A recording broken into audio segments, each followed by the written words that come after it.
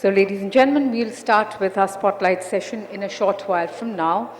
In the meanwhile, like I've been saying since the morning, please do not switch off your phones. Just stay connected with us all the while. On INFOCOM, we are present as INFOCOM Connect. Do like us to get the updates. On Twitter, we are there present at INFOCOM Connect.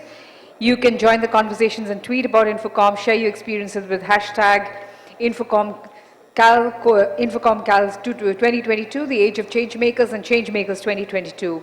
And of course, if you have any questions to ask for our spotlight session speakers, you can give a hashtag, Ask Sunny Vishy, and you can post it on our different timelines and our different apps that we have.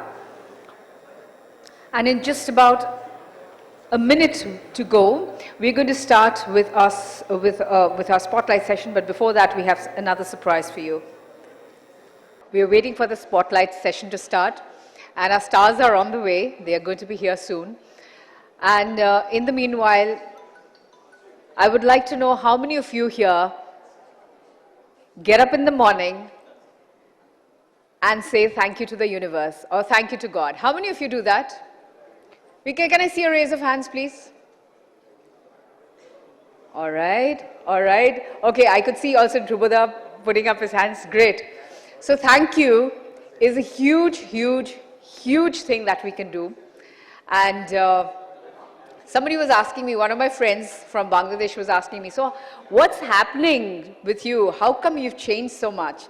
And I said, the three things that I have in my life is prayer, meditation, and gratitude. The three things that I really pin by.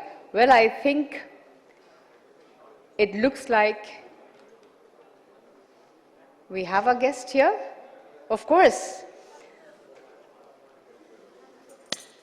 Please put your hands together for Mr. Sunil Gavaskar.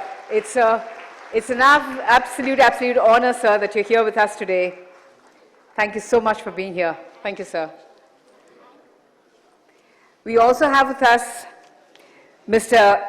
Gundappa Viswanath. Warm welcome to you, sir.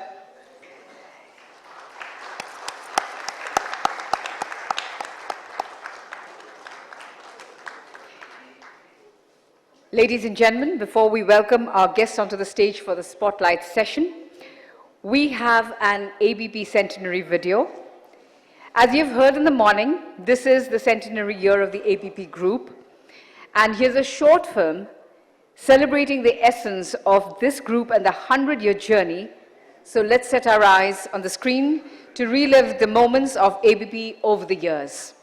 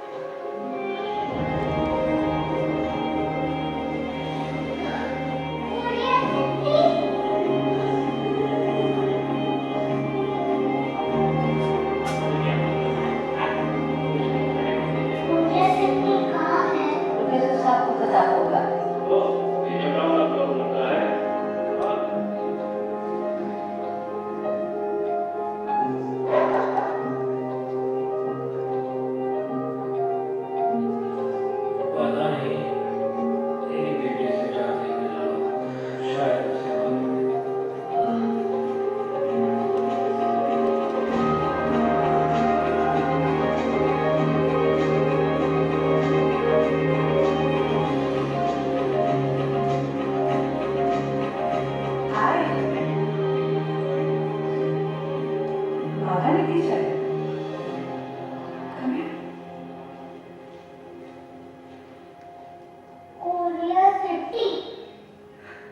curiosity नहीं curiosity वो क्या?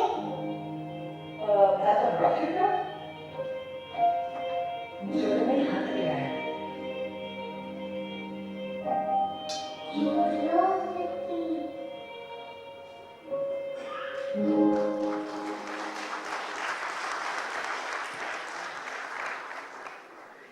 Such a beautiful video, I'm sure all of you will agree. Ladies and gentlemen,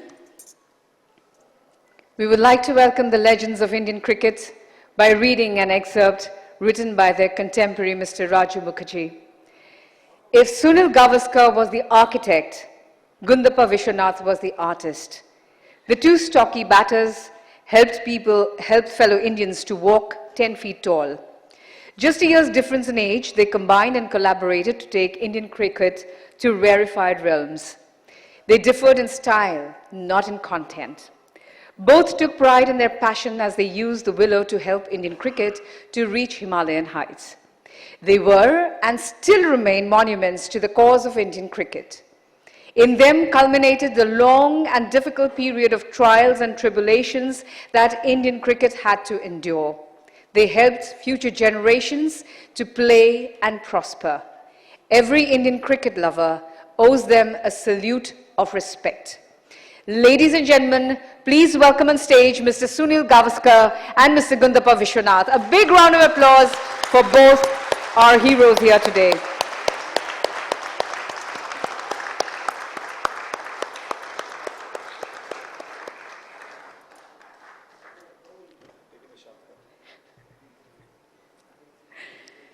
Please, sir. Please take your seats, sir. Please take your seats. And a huge round of applause once again.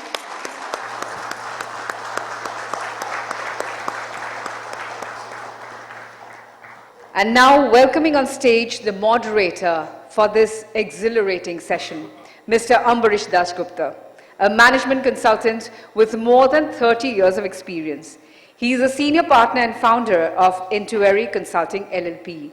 He has been the consulting leader of PwC India and KPMG India and is now also a senior partner of the risk and management consulting firm Protiviti India and, needless to say, an avid cricket fan.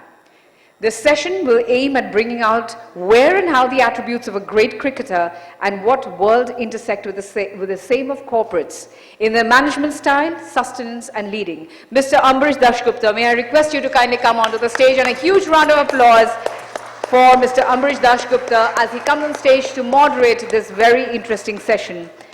Before I hand over the session to Mr. Ambarish Dasgupta, may I request all present here to kindly refrain from taking any videos during this session, during this spotlight session. You can take photographs, but not any videos. Thank you very much, and over to Ambarish Da.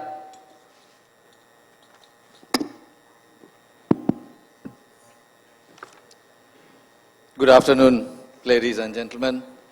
My humblest greetings to the dignitaries on the stage. Since the day I was told, or it was announced in the social media or in the print, that I will be between these two gentlemen, friends. Oh.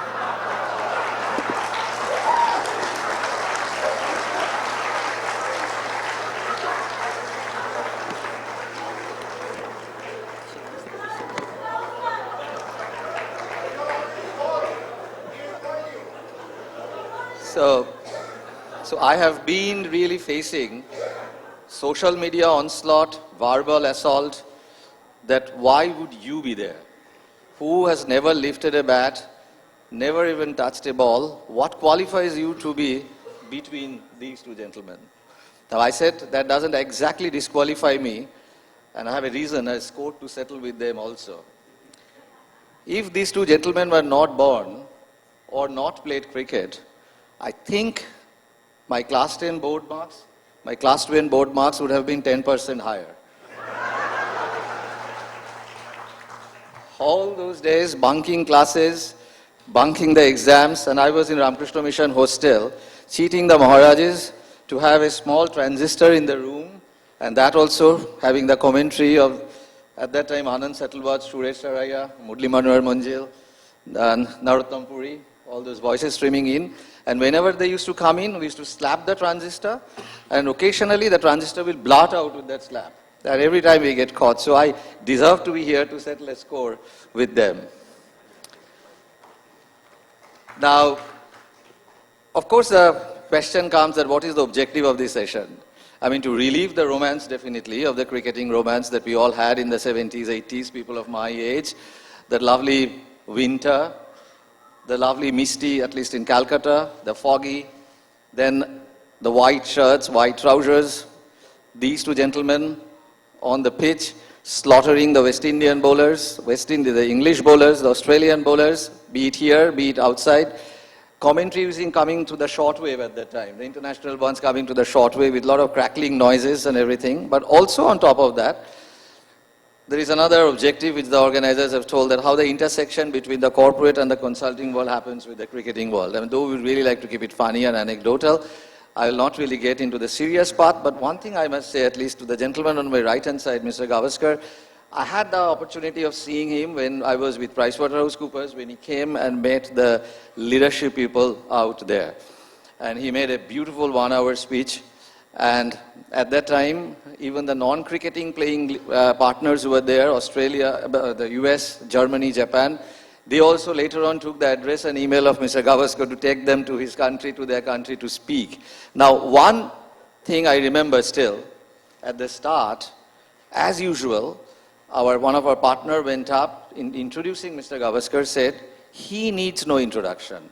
And that was the biggest faux pas. Mr. Gavaskar came up to the stage, said, I refuse to speak. There was a stunning silence in the hall. Then he said, look, I told my son, Rohan, that you haven't seen me during my glorious days. You were too young or not born. So I told him to come with me to the PwC seminar, listen to the glorious 10-minute introduction that they will give to me. I bought his ticket, and now you're saying Gavaskar needs no introduction. With this, I will first tell Mr. Gavaskar to just start for the few 3-4 minutes of some stories from your side, and then we will go into the question answer. Where is the introduction? He's still not introduced. Both of us. But thank you. I think it is...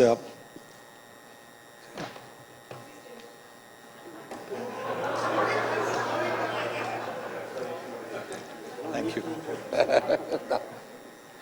I think it's a real privilege to be here because this is the centenary of the ABP, and I think if you've been a batsman, you know how tough it is to get to a century.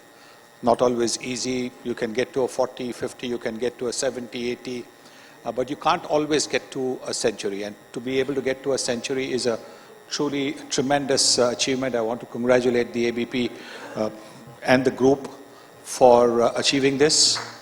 This is, and I think as we saw in the video, it is all about curiosity. If you're curious, you're going to get the answers. And I think that's what the ABP have been doing for such a long time. And so many, many congratulations to them. Also for this initiative of having INFOCOM. Now, I belong to the era when information was mainly through letters, or through, when you're looking at the outside world, it would be through the radio, not so much television. Television came a little bit later on, and also through the newspapers. So now, for the technology that has come in, it's absolutely amazing what the technology today does, is to be able to get news just literally within seconds of it happening. So it's not so much breaking news, it's to be able to, being able to keep up with the news. That's a challenge.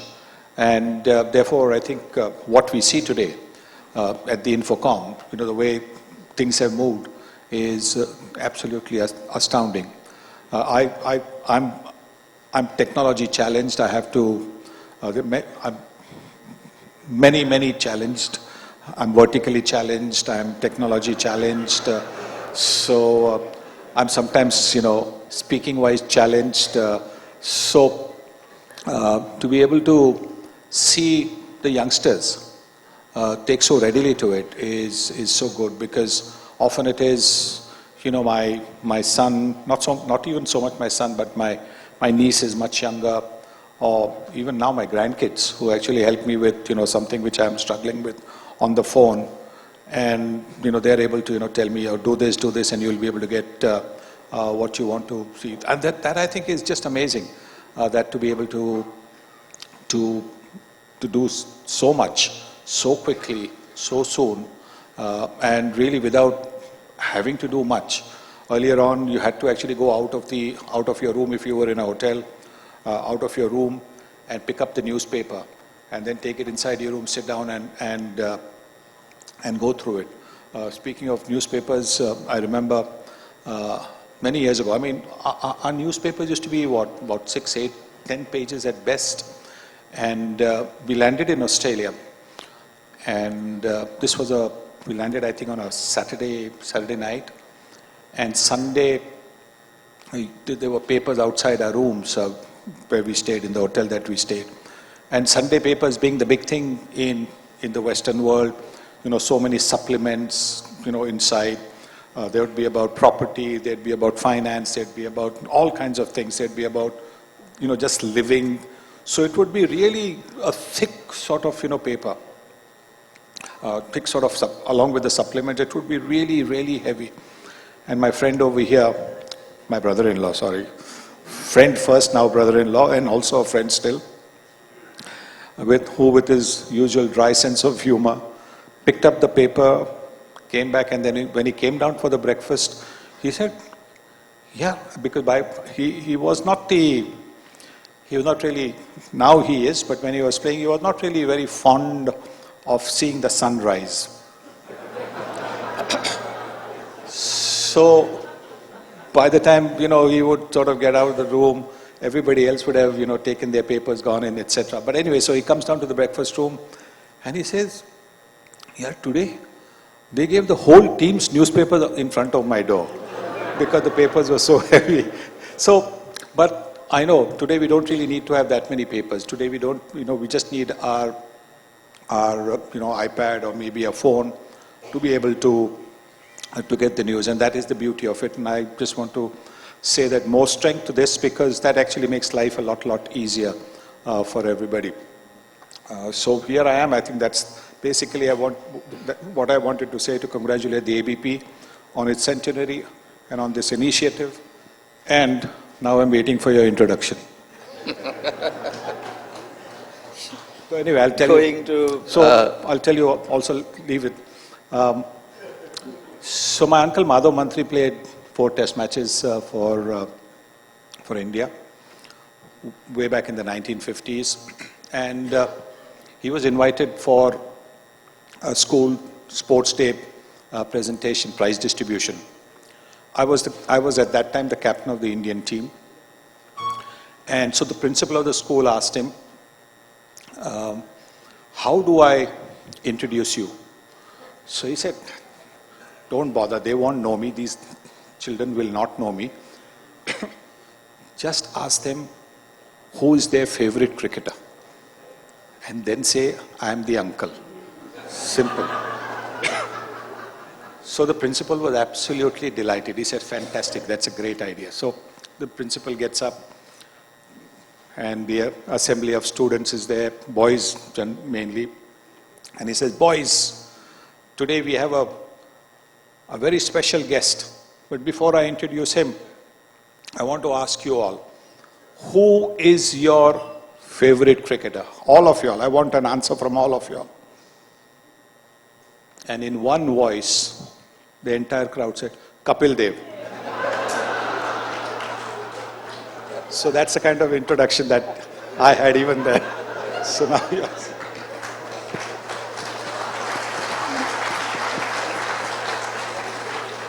So now moving to Mr. Viswanath. Of course, you have anywhere throughout being considered, praised because of your artistry, because of the skill, the mastery of the square cut, late cut. In fact, a gentleman I remember that in our time, an illustrated weekly called a statistician called Arun Livingstone, he wrote an article on him. He mentioned that statistics is a sort of bikini. What they reveal is suggestive, what they conceal is vital. To describe you. That was long back, there was an article that came out. You also mentioned in the recent autobiography of yours where you published that the sound of the ball hitting the middle of the bat sometimes is much more appealing than even a run. So mere runs is not always that we play for. Now, few initial words from you. I mean, have you been always like that? If you have played cricket now, would you have given more focus on that artistry part of it, that beauty part of that cricket more? How did you really make yourself more focused on that? No, well, I played my cricket. That's it. Now if I can't really play, but if you say so, I play cricket again.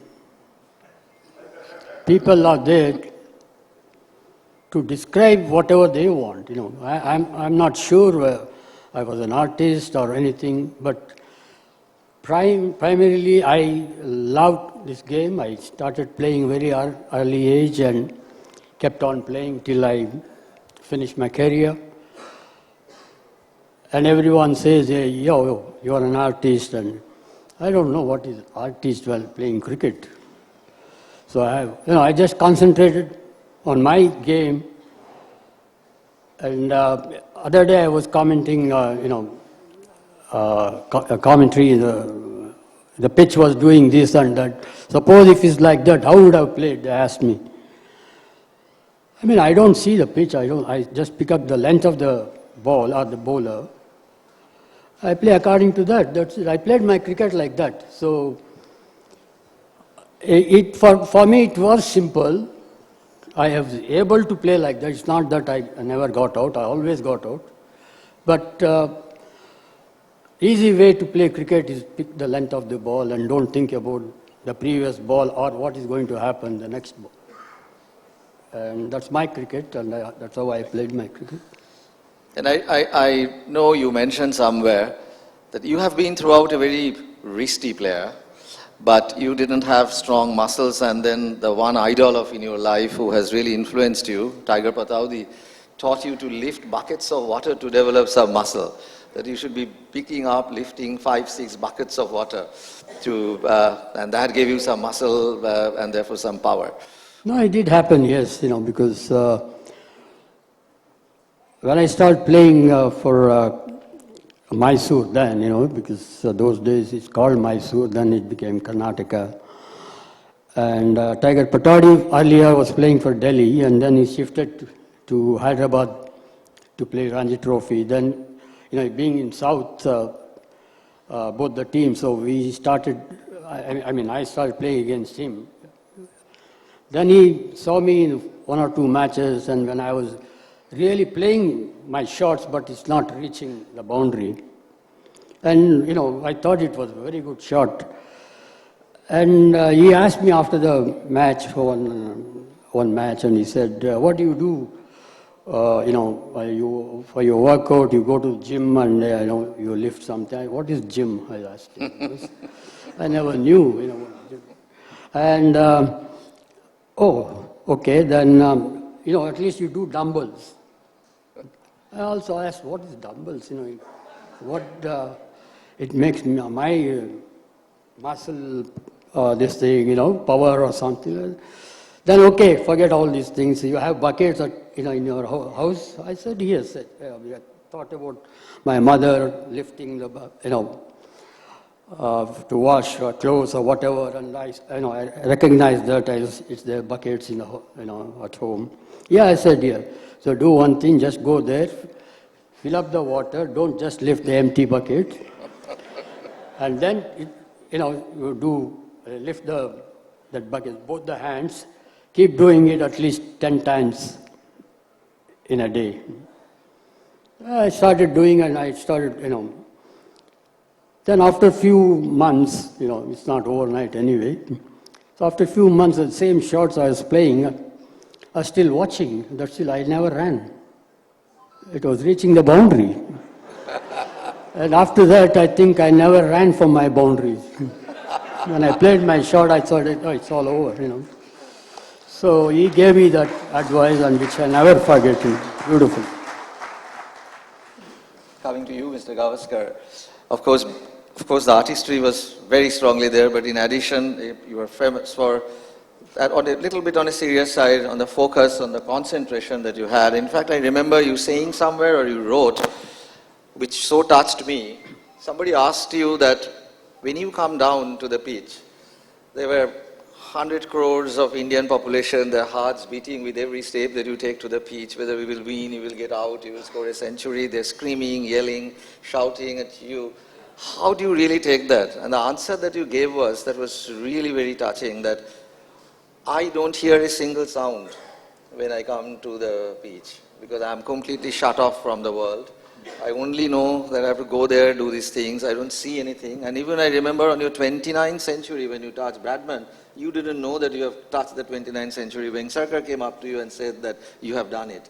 So you were so oblivious to the surrounding, just focused on it. How did you build this personality up? Firstly, luckily, we didn't have 100 crores then. We must have been about 60 crores or something of people. So that was that much less pressure, about 50 odd crores less pressure. No, but seriously, I think I didn't look at the scoreboard when I was batting, because every batsman has probably their own way of setting targets. Small targets is what the coaches tell you first, that reach a target of 10, then get to 20, then get to 30. And which is a good way. But the way I was looking at it is that if my target was, say, to get to 30, if I got to anywhere around 24, 25, I'd be very anxious then to try and get to 30. So I would then play a delivery which was outside the off stump or something, and then nick it and be out for 26. Trying to hit the boundary that would have got me to 30, so that then my next target, then I look at my next target, 40 or 50. So the best way I thought was not to look at my score, and just play each ball on its merits. And once you play each ball on its merits, then you're not under pressure to reach a particular target. The aim when you went out to bat, and the price that I put on my wicket was invariably 100. I always wanted 100. That was the minimum I wanted to do. Obviously, it's impossible. Even Sir Don Bradman couldn't do it every innings. So the whole idea was to try and bat. Then I put myself into a situation where I said, I'm going to bat sessions. So I'll bat the session, first session, then the lunch and tea session, then tea to the end of the day, that kind of session. So that's the way I went at it. And that's why I wasn't really aware of how many runs I was when Vengsarkar came down and said, because while you generally when you get to a half century, or when you get to a half century, there is applause from the crowd. It had slipped me. I don't know, for some reason it had slipped me that I hadn't really heard it. Maybe sometimes you get into a zone where your concentration, your focus is so good. And in India, when you're nearing a mark like a 50 or 100, what generally happens is there is a bit of a slow hand clap that starts in the crowd, which is actually to encourage you. It's not that you're playing slowly. It just that's been the way of the Indian crowd to sort of get prepared. And that did not happen that time when I was in the 90s. I don't recall that happening. And that's why when I reached the 100, I didn't have an idea till Vengsarkar actually came down and he said, hey, bloody hell, you've done it. So till then I had no idea. So I think there's no secret like that. It's just that, I had started to build my batting around sessions. In fact, since I have to draw a little bit of a corporate similarity between the two things, I'm just trying that when Mr. Viswanath, you said that I just played my own cricket. I don't know whether it was artistry or anything.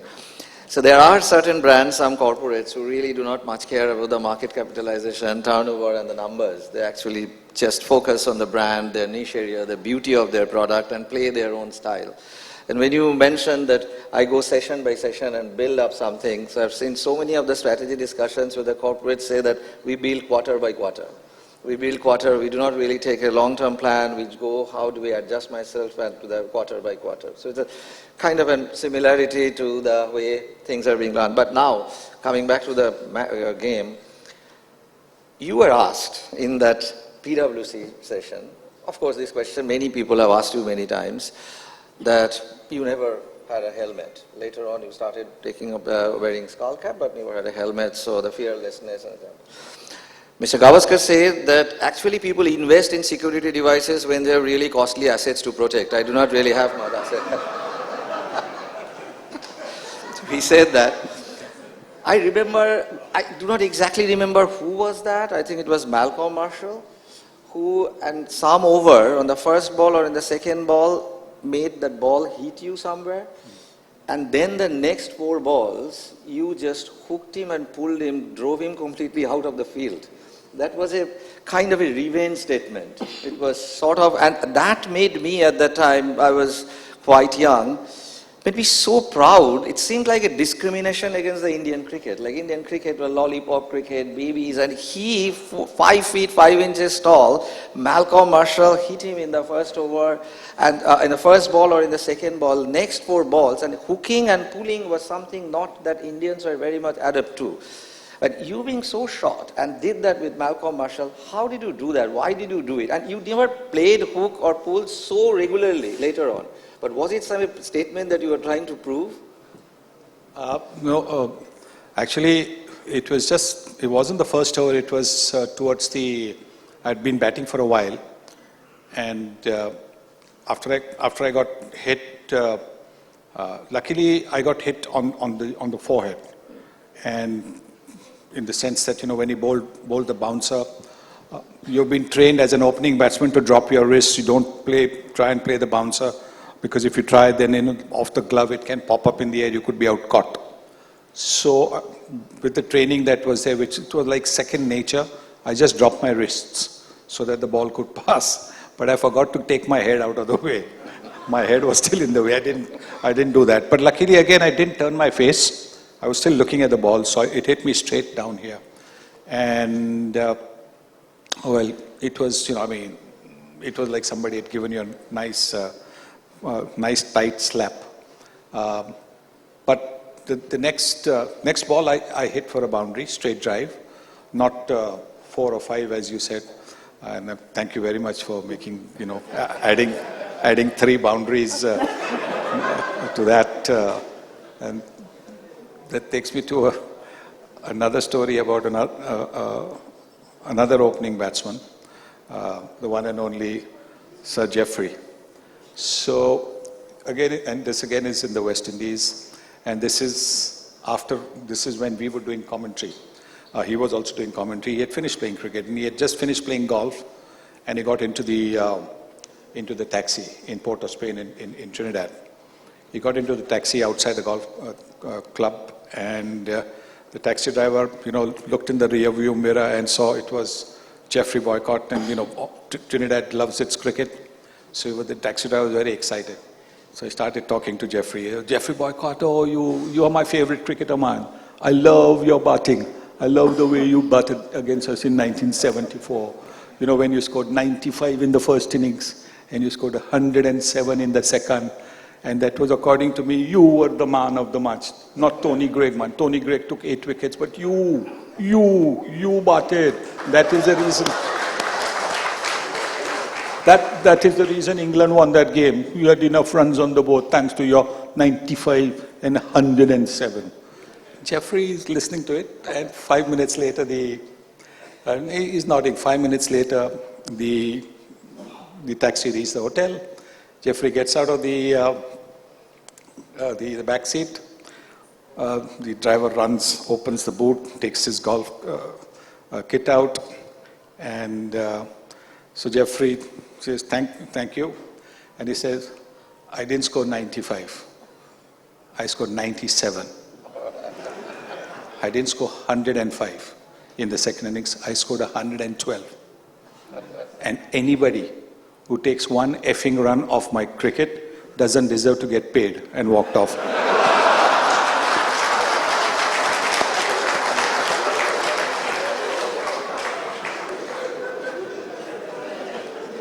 In my case, I couldn't walk on to just stay there and face the next delivery. Coming to Mr. Viswanath, your life, as you mentioned, always has been very much influenced by Tiger Pataudi as a captain, your cricketing career, and you had a lot of personal as well as cricketing anecdotes with Tiger. You also mentioned that on your first test, in your debut innings, when you scored a 0, and of course that was a very devastating feeling when he said that you will make a century in the second, which you did, and that has really gone to the history of the Indian cricket, that innings of yours in Kanpur. So tell me the role of a captain, because you also graduated from a cricketer to a captain at some point in time. The impact of a captain on you, and how did you see the role of a captain also in your life? Yeah, very important, being a captain of the side, yes. Coming to Tiger Pataudi, because as I told you earlier, that he saw me playing in Ranji Trophy, and just before that, Prasanna, because I scored double 100 in my debut Ranji, so Prasanna told the Tiger that, seen a boy, he looks very, very good. So he kept my name already in Tiger's mind, and before he saw me playing Tiger, then I started playing against him in Minor Dala and South Zone together, and Ranji Trophy against him, and so that I think made him to invite to the Indian camp to start with. So there it became much easier to assess me, and whether, that's where it individual, the break or whatever you say, at the right time it comes. And for me, I think it was a big break I got, and he saw me earlier, and when my selection came after, I got double 100, then following year I played for South Zone. It's a formidable side it was, about 7 or 8 current test players then playing. So I was one of the batsmen then. So that he said, after all this thing, when I played against New Zealand in 3-day game, just before New Zealanders came, during that New Zealand series at Indo, I got 60 odd runs, and then the next one at Hyderabad, the test match, which I picked up as a 15th person player. Then immediately Australians came, and we had a camp after the New Zealand series, about 10 or 12 days in Bombay then, at CCI. Then they announced for the first test, which I was not there at all, because I never played the test match before. I was in the squad, and I didn't expect to be out of the side, because it usually happens when if you play, then if you don't score, even in one match, probably, those days, they drop. It's not a big thing.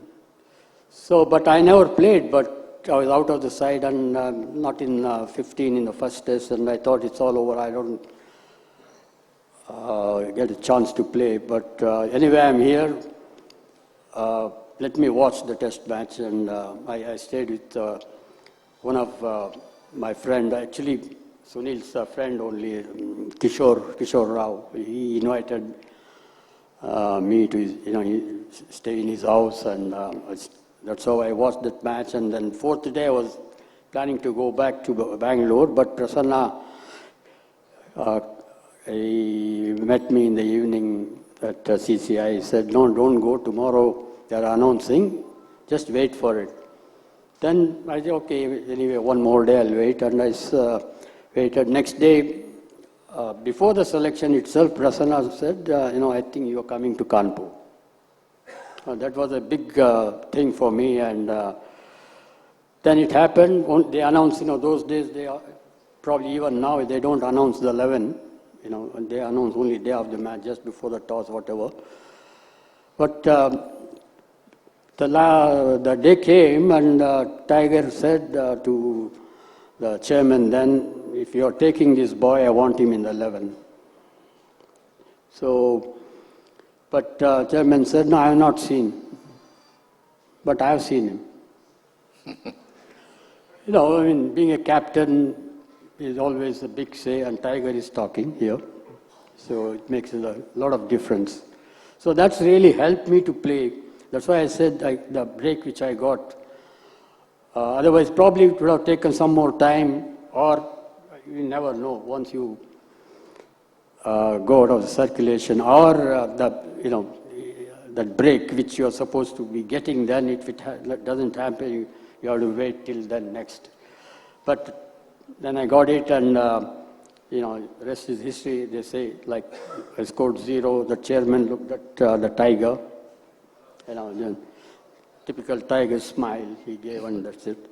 So second innings, I was more tense in the sense because 0 already there in the first innings, and the first innings, when I was getting in there, as Sunil mentioned, about 60 crores you mentioned, people around, and I never saw that one that time because more butterflies in the stomach that time. In the second innings, first innings, nothing, I didn't see anything, so I went. But second innings, more so, 0 already there. Then I saw about 20, 30,000 people, but probably I think I counted that much, because I was so nervous. Then those days, early days, I never missed a single ball watching. And all the time I was watching. And whenever I got runs, because the early wicket, so that time I used to go and bat. But if they had any partnership, I never got runs. Probably I didn't realize it.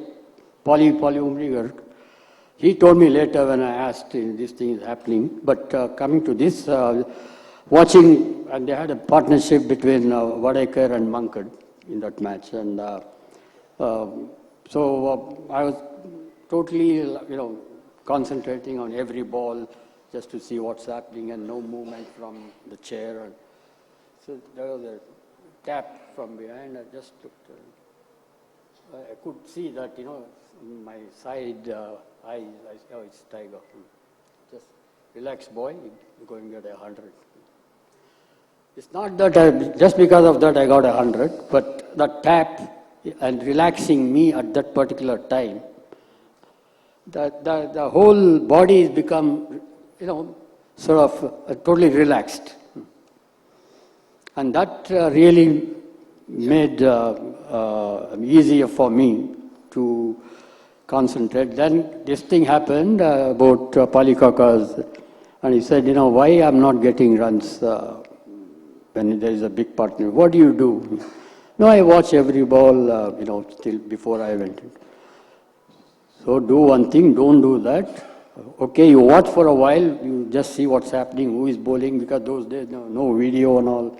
We never knew till we see the bowler, what's his action, how he bowls, whether eye action or whatever, So that's why, okay, you see that, but after some time, say about 20 minutes or so, then you just get back inside the dressing room and keep skipping or you roll your eyeball, and so just relax, and that's what I did. And even the big partnership, sometimes it's not that every time I got runs, but at least I started getting runs as my career progressed.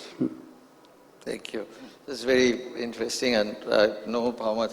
And I remember about Mr. Gavaskar, the raid on Mr. Jaisima. I think he mentioned to Tiger that what a player he is. He just goes to the pitch. He doesn't want to come back. About you, he mentioned, what a talent. He just doesn't.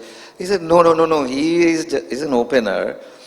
If he goes out, he has to be for the whole day in the pavilion, and we have so many joy. You and I have so many other interesting things to do. The poor guy doesn't have, so therefore he will get completely bored. So he stays there, like that. So he has been actually very strong influence, as I can understand, on him as well as on you. Of course, there are many other players whom you have mentioned in your Idols book who have influenced you. You have any stories about anything that you like to narrate about Tiger or any other player that have really influenced you?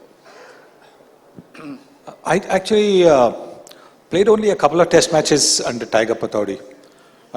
My debut series was with Ajit Wadekar, and then when Tiger became the captain after Ajit retired from the game, when Tiger was brought back as a captain, I played under him one test match, and then where Tiger broke his finger taking a catch, and so I was appointed captain for the next test match in Delhi. But between the first test and second test, I broke my finger.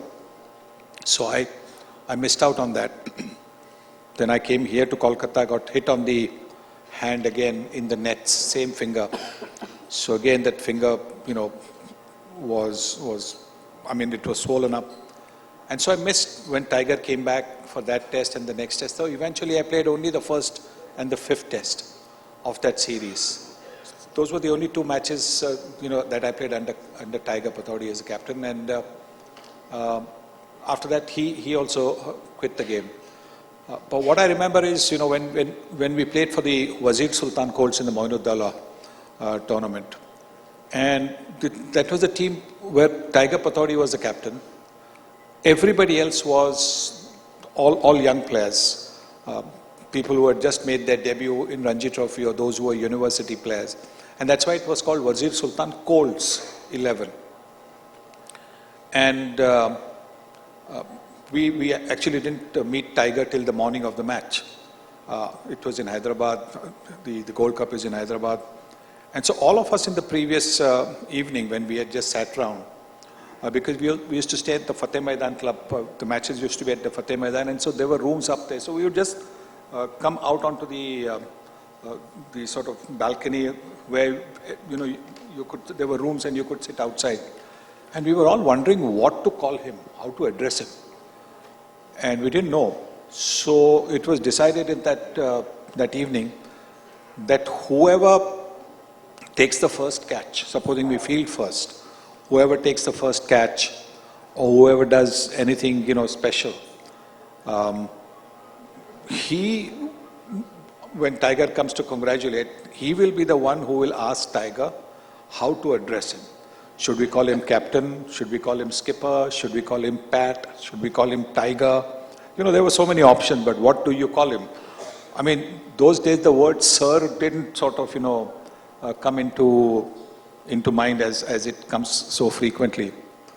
And as it happened, I was the one who effected a run out. So I was standing next to Tiger. So Tiger and me both went to cover the ball. I picked up the ball and threw it at the stumps at the wicket keepers and got a direct hit run out. So, Tiger clapped and the other boys came. Those days, it was like just coming in, shaking hands. The third man and deep fine leg would stay there, would not make the effort to come. So there were a few boys who were around, and Tiger was sitting down tying his shoelaces. So he's tying his shoelaces. So, and we were just sort of slightly semicircle around, and so I'm looking around, and these guys are saying, "You ask," because that was decided that whoever does that would ask Tiger. So you ask. So I said okay. So I said, what do we call you? So Pat, skipper, captain, Tiger. I mentioned all these names. So as you know, Tiger Pataudi wore his hat or his cap pulled across to one side because that was the eye which was damaged. So he would look. So he looked up at me and put his hand on the ground got up and walked to his position. So we never knew what to call him, despite all that. And seriously, after I also, after he came back into the Indian team, I didn't know what to call him. For a long, long time, I would just go to him and start speaking to him without calling him anything. But in referring to him, we always called him Tiger. Nobody else, he wasn't called Pat or Skipper or anything of the sort. Right. We have to go to the audience for the Q&A, but I have too many other questions. But I'll prioritize one question which has really been in my mind all throughout about you. What made you do one Marathi movie? I saw the movie also with the heroine, and you sang also with your flowing big hair. You were the hero in that movie. So what made you do that? It was a romantic scene that I saw with the tree. You were actually singing around the heroine. Yeah. It was a romantic scene where I had to lift the heroine up. That's where my back problem started.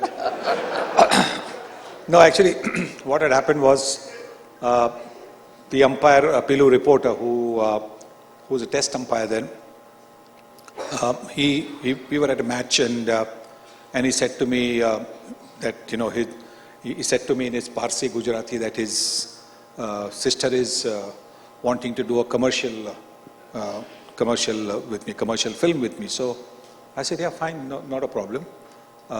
And to sort of, he said, no, you give me your word. You will, you won't say no. He's an umpire, test umpire. I have to give him my word. Tomorrow he'll just raise his finger, my innings is gone. So I said, yeah, I will definitely do it. Anyway, so 2-3 days later, I come home after office, and his sister and her husband, who were at that time a pretty famous dancing duo in Hindi films. So they were there, and they sat. My parents had looked after them, giving them chai and all that. So they immediately started talking. They said, the camera will come to you like this. Your back is going to be shown, and the camera will come to you. And he was also giving music while he was explaining the scene to me. The camera will come to you, and then you turn, and then they see, oh, Sunil Gavaskar. He gave the music and all that. So I said, all that's very fine, but what is the product I'm endorsing? So he said, product? I said, yeah, Pilu told me that, you want me to do a commercial. So my thinking at that stage was, commercial is like you do a commercial ad, for a soft drink, for a phone now, whatever. So that was my whole idea. So I had said yes, thinking that it is that they were producing a commercial for Iodex or Chiclets or Thumbs Up or Parle G or whatever it is. They said, no, we are doing a proper film. So I said, no, I can't do a film. They said, no. So the man went, those were the landline days, he dialed Pilu. Pilu is saying, "Tune to mane promise ki do. You had promised me." So I said, but Pilu, I didn't think it was, I thought it was a... Anyway, as luck would have it, I said, look, let's wait. There was a match, there was a series against Sri Lanka, who were not a test playing nation then. And I got a double 100 in that. So the selection committee dropped me. They said, you're going to West Indies and New Zealand in 2 months' time. We want to try other openers. So we are giving you a break. So they gave me a break for 2 matches. So suddenly, about 15 days of time opened with me. So that's when I thought I'll do the film, which I did. I used to act in a lot of stage plays when I was a kid. So I said, let me do it. So I did that. That's how the movie happened. I think I should not be monopolizing the conversation, because I can go for 2-3 hours. It should be going to the audience also, who are raring to ask both of you questions. So please go ahead with questions, but please name whom is this question for. A microphone there, please.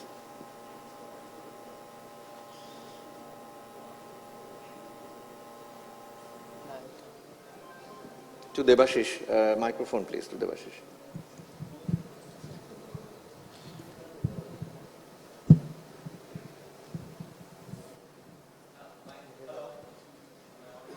Yes, you are. Yeah, my question is to Mr. Sunil Gavaskar. You know, I have always hero worshipped you, and I've been an ardent fan of yours.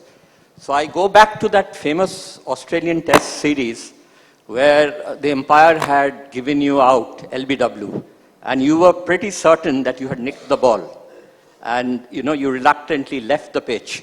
What were your emotions running then? I've been very curious to know then. At that point of time, what was the emotion running? It was, what had happened was I hadn't scored runs at all in that series till then. I was batting well. I think we were behind by about 180, 190 runs. We had a partnership of about 160 between Chetan and myself, Chetan Chauhan and myself.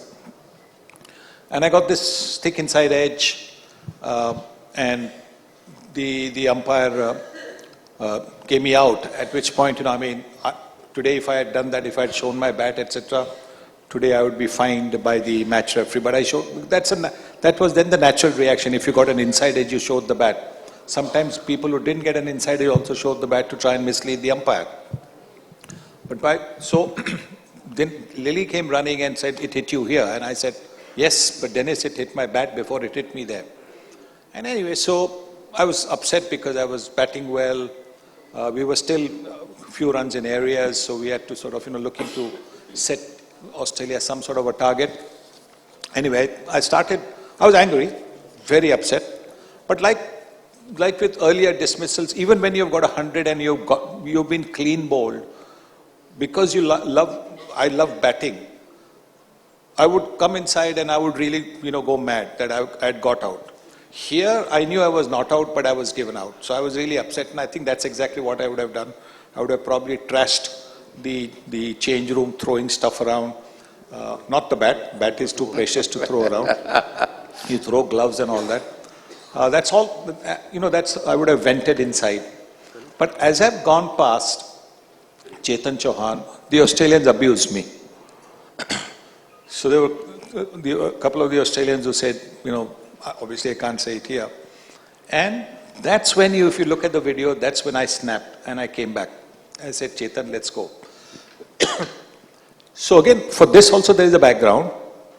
The previous day, when we were fielding, Alan Border, we thought we had him caught off Dilip Doshi bat pad at forward short leg. He was given not out. We thought we had him caught down the leg side of Karsan Gowri, given not out. We thought that he had been LBW to Shivlal Yadav when he played back, and he was right hit there, and he was given not out. He got 100. He went on to get 100, and then when he tried to play a sweep shot, he was bowled behind his legs, and so the wicketkeeper comes like that to collect the ball on the leg side, and the umpire hadn't seen it, so the umpire started walking to the square leg umpire to check with the square leg umpire what had happened. At that point, Syed Kirmani, the wicketkeeper, said to me, and I was standing around, he said, "Skip, if this is given not out, I'm walking off." And I said to him, "Kirimia, this is what the sport is about, you get the rough with the smooth, so this is what the sport is about." He said, No. This is questioning my integrity as a wicketkeeper. This is not about out or not out. If it is given not out, it means that I have taken the bails off and he's not bowled. So this is questioning my integrity, so I'm going to walk off. And the damned word walk off stuck in my brain. So the next day when this happened, so the next day when this happened, so I just came back, and said to Chetan, "Come on, we're going off." And Chetan was, "Are you sure?" I said, "Yeah, this is not the way, because we honestly, till then, we very seldom had anybody saying things to us. And even the Australians hardly ever said anything. Or if it was said, it was basically something, something like a joke. "Why don't you go and buy a lottery ticket? Like you're lucky today. Why don't you, playing and missing?" Or, where did you, if you were playing in England, if you were edging the ball here and there, they would ask, where did you learn your cricket? At Edgbaston, that kind of thing.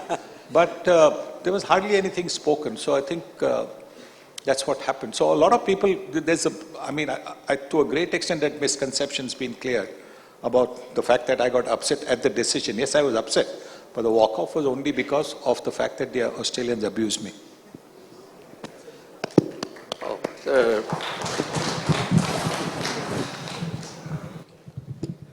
Myself, Ajit Kumar Chaudhary from Bokaro Steel Plant, Bokaro. I am a GM there.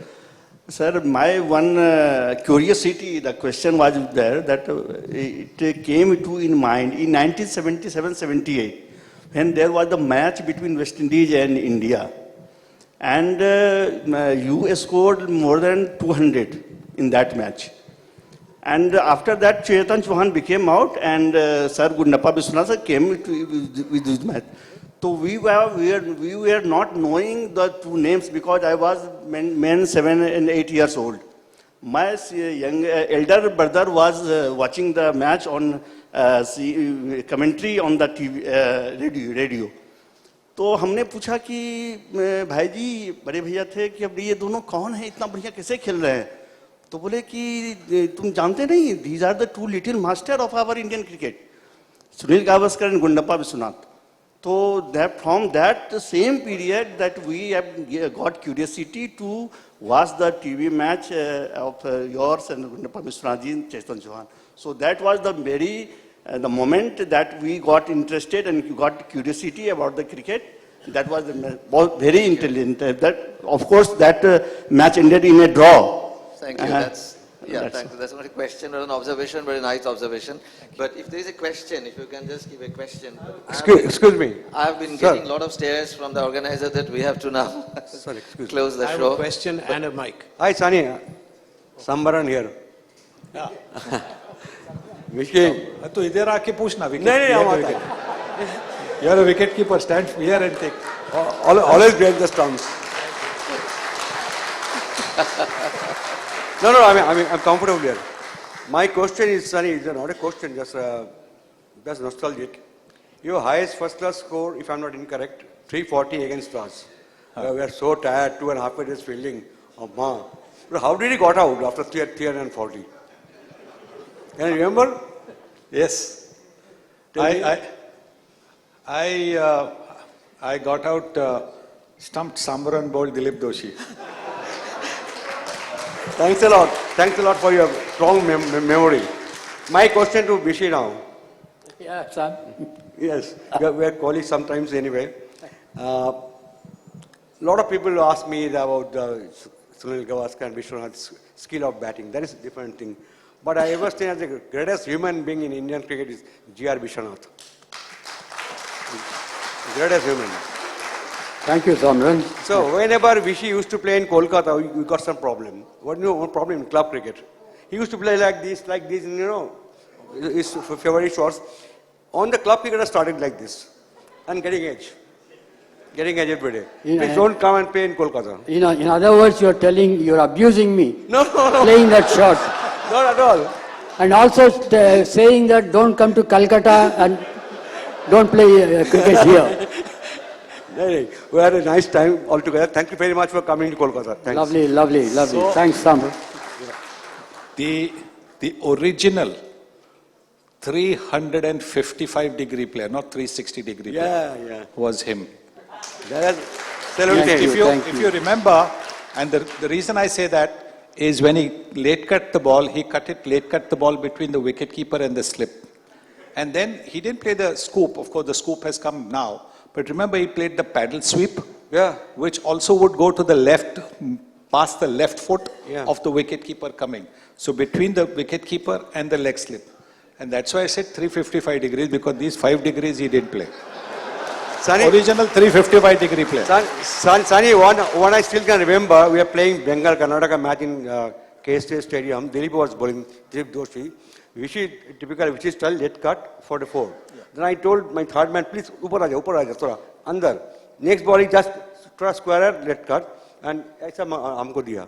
So hum bol, kahan khada karna hai? You can't field up to 12 feet. So with all these things, still you are not calling me to Calcutta play cricket. Always welcome, boss. Thank you very much. We'll take one last question possibly from you. I think Okay, Ambarish, the mic is we have to stop here because Quick one.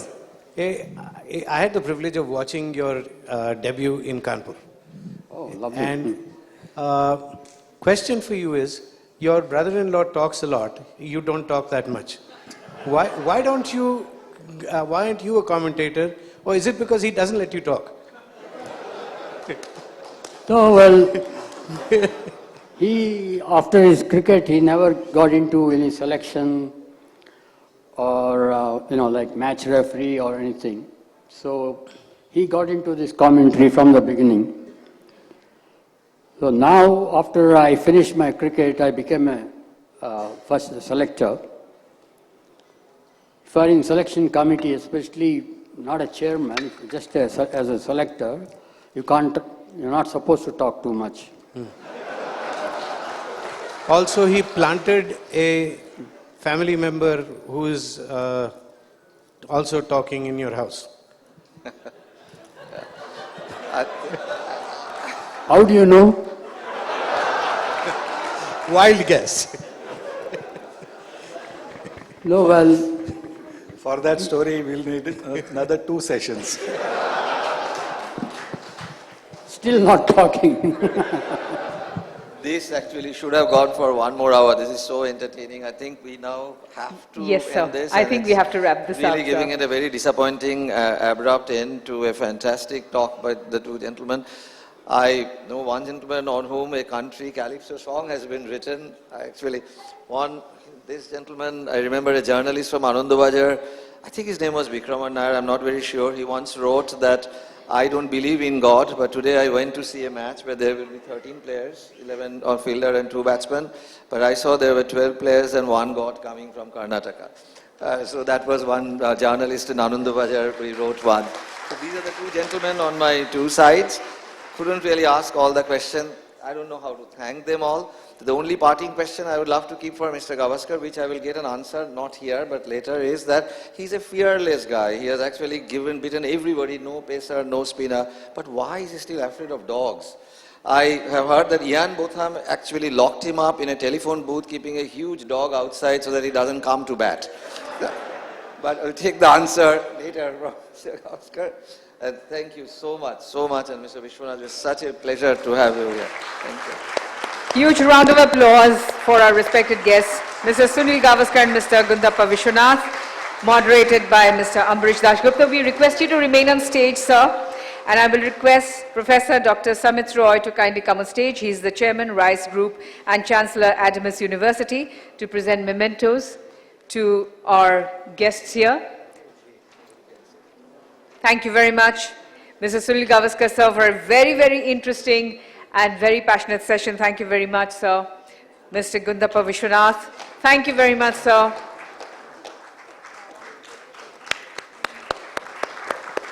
Keep the applauses coming. This has been a very wonderful session. We would have carried on forever, had it not been for the time.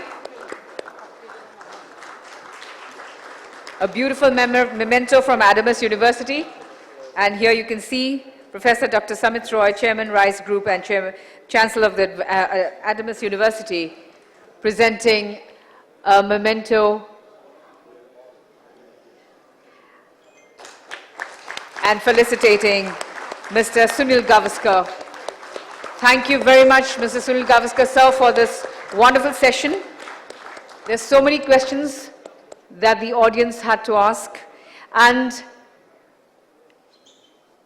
I'm sure they can ask you offline when they meet you in person again. And I'm sorry, audience, that we had to cut this short. And I would like to request Professor Dr. Samit Roy to felicitate Mr. Ambarish Dasgupta also.